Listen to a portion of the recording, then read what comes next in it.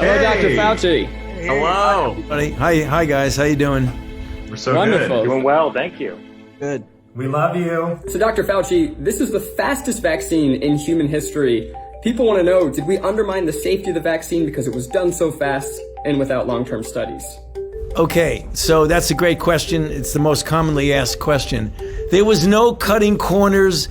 Safety was not compromised. Scientific integrity was not compromised. And I think people need to understand that the speed was related completely to the breathtaking scientific advances that had been made over the previous 10 or more years, where you can get the genetic sequence of the virus, which then take that sequence and insert the appropriate gene into these very new and unbelievably efficient vaccine platforms. And that didn't sacrifice any safety at all. That was purely a technological advance. Then the Moderna trial was 30,000 people. The Pfizer trial was 44,000 people. And it happened to be taking place in the middle of a ferocious outbreak. So when you're trying to prove a vaccine works and there are just a few infections here and there in society, it could take 7 years to get a vaccine. There were so many infections that we went from sequence to getting the vaccine in people's arms in less than a year. That is historic, but it's historic from a scientific standpoint.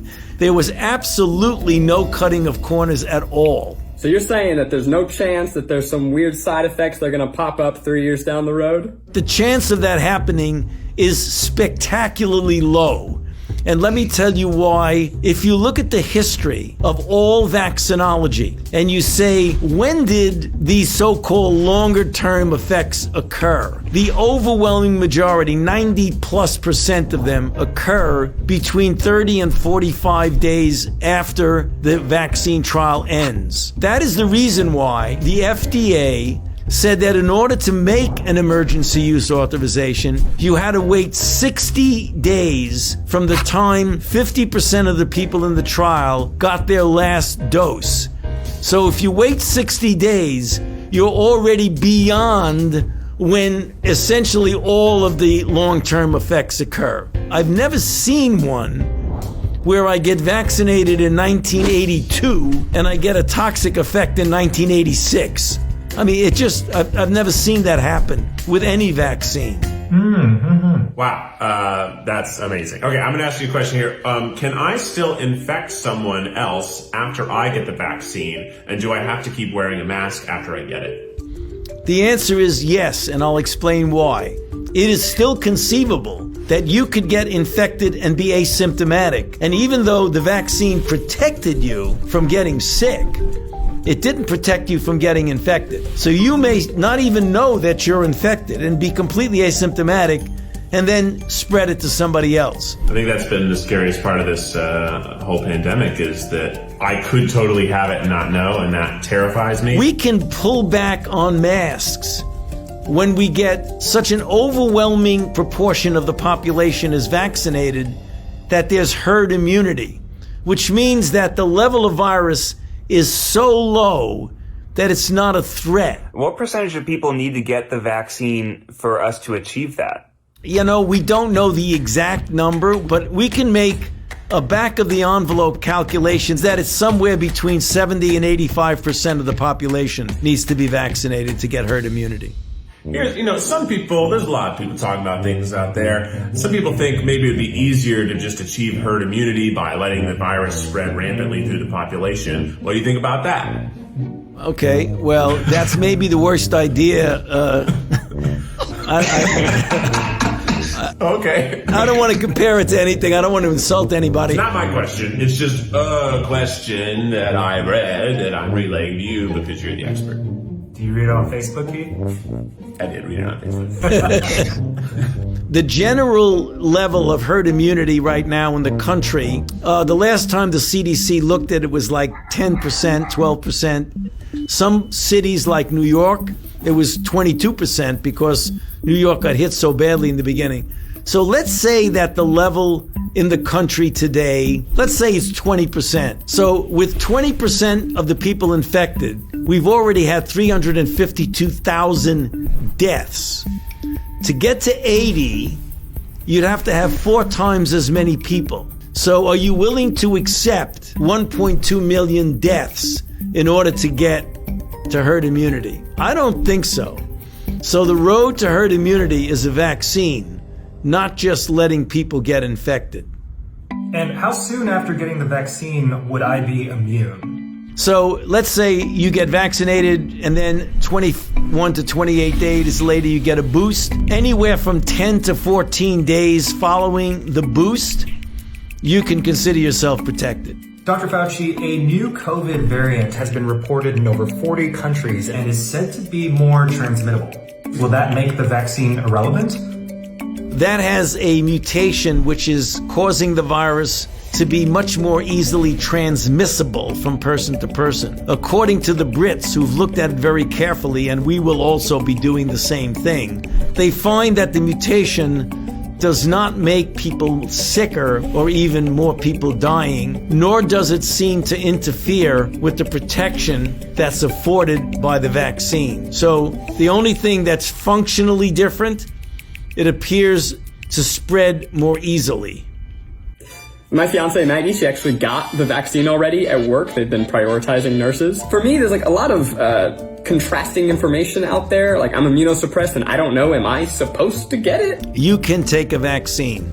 The only time an immunocompromised person should not take a vaccine is when it's a live, attenuated vaccine, because the virus can then replicate a lot in you and not stop replicating the way a person who has a normal immune system would be. But you should get vaccinated, because even though the immune compromise may not get you to have as robust a response, less than robust response is better than no response. So go get vaccinated. Some protection is better than no protection, yes. Learned that in college. Stop, guys. Stop. I have a newborn child. We just got his 2-month vaccines for all of the other stuff, but I've been really worried about COVID. When can my kids get the vaccine? Do they need to get it? They do, but let me tell you what the strategy has been for decades and decades and decades with vaccines. Children and pregnant women are vulnerable, so the general policy has been you do not vaccinate children or pregnant women until you've proven that the vaccine induces the same sort of response that it induces in normal adults and protects them. And you do what's called a bridge. You bridge the immunogenicity study in the children and the pregnant women with the efficacy study that you've already completed, and you make a determination that it's okay to give it to children. We're going to start that likely towards the end of January. We'll be doing that in children. Oh, that's soon. So, Dr. Fauci, we know that the vaccine doesn't instantly make everything better. So what can you tell us about what the next few months look like? By the time we get to April, I think it would be open season, namely anybody can get vaccinated. There's no restrictions on it at all because all the priority people have been vaccinated. If we then vaccinate at a very good rate, President Biden has made the announcement that he's going to try and get 1 million doses a day, so that 100 million in the first 100 days. If we do 1 million a day, by the time we get to the end of the summer, we will have reached that percentage of herd immunity, so that in the fall, if everybody gets vaccinated, that should get vaccinated, we can start approaching a degree of normality. That doesn't mean nobody wears a mask, but that does mean kids can feel secure at school, you can go to a sporting event, you can go to a restaurant and have dinner, you can go to the theater, things like that. The critical issue is that we want to really make sure that this vaccine hesitancy that we see around gets overcome by the truth that the vaccine is safe and it's efficacious and it will protect you, your family, and ultimately all of society. So go out there and beat the bushes. Tell your friends to get vaccinated. Dr. Fauci, you've been interviewed by the best of the best the world has to offer, but never by 4 idiots at once. Next up, we have a lightning round. Are you ready?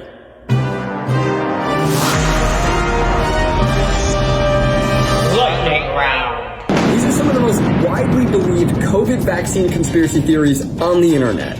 Okay, Dr. Fauci. Are you lying when you said you got the vaccine? No, right here.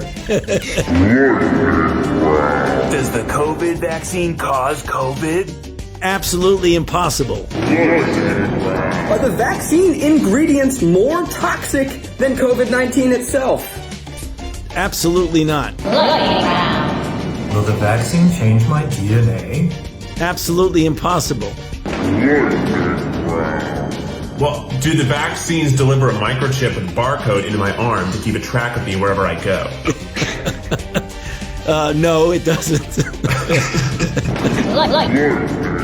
And Dr. Fauci, one final question. Will coupons that are redeemable for one vaccine shot be called vouchers?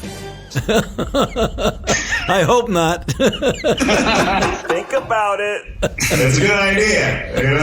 I think you can run with that. Dr. Fauci, we want to thank you so much for your time. Is there any one last thing you would say to people who do not want to get the vaccine? Yeah, I think they really need to examine carefully in their mind the reasons for that.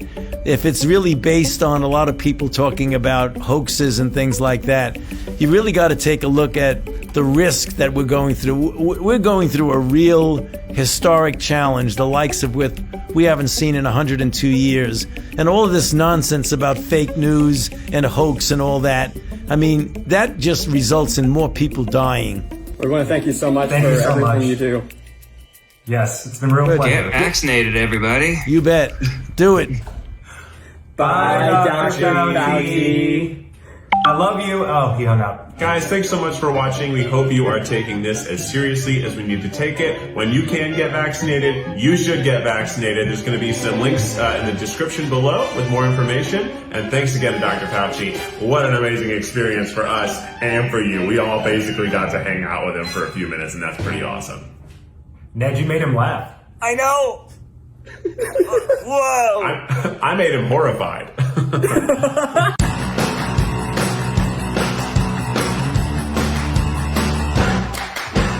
You didn't hear that I loved him.